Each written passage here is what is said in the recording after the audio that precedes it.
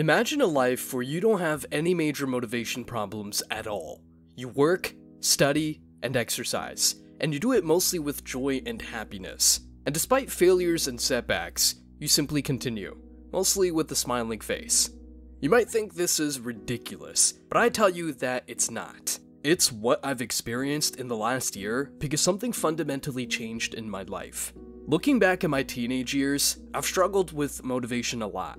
Sometimes I worked on my business and went to the gym, and sometimes I didn't. I had goals I wanted to work towards, but there was also this inner part that dragged me from discipline to laziness and seemingly pleasurable activities. It was this weird, unending back and forth. This is probably what all of us have experienced before.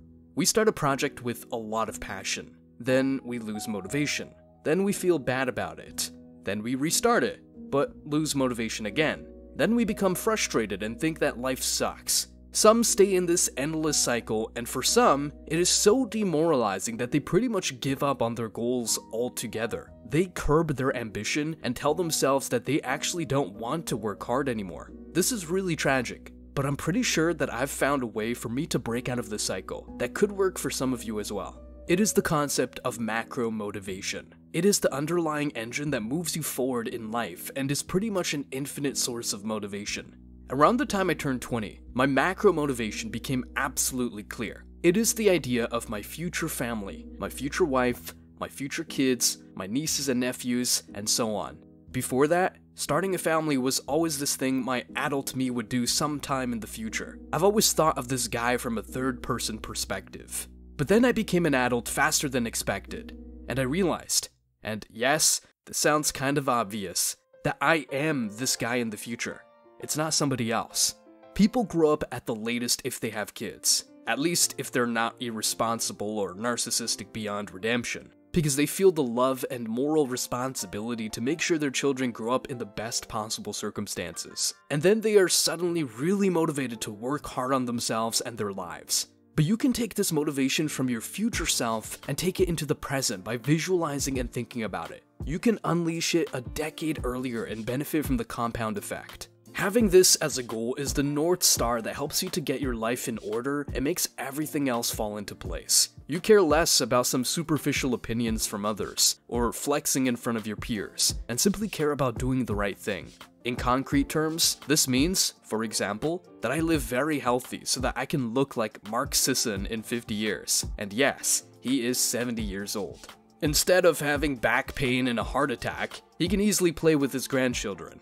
And that I work towards financial independence, so I have the opportunity to live in a beautiful house in nature with as much freedom as I like. But fundamentally, the point is to become a good role model, an educated, capable, and happy human being. I do all of these improvements with joy because I know on a very deep emotional level why and for whom I am doing them. These motivations of "you will die one day" or "think about what the people say at your funeral" stuff might be nice thought experiments, but fundamentally, they're not motivating. At least not for me.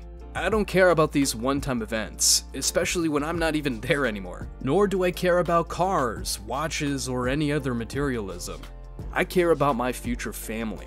And if you're not sure if you want to start a family, I want to tell you this. You will live till you're 90 in all likelihood, and life can become pretty lonely after 45 if you don't have a family. It's not easy to consider your life across its entire span. Having children is part of the human condition. Every single one of your ancestors reproduced in an unending procession lasting 3.5 billion years. So you can sit here and watch this video. I don't judge anyone who doesn't want to start a family, but I encourage everyone to think about it very deeply and very carefully. If you want to discuss more of these ideas, I invite you to join the Better Human community by clicking the first link in the bio. It will open in mid-April. Have a wonderful day.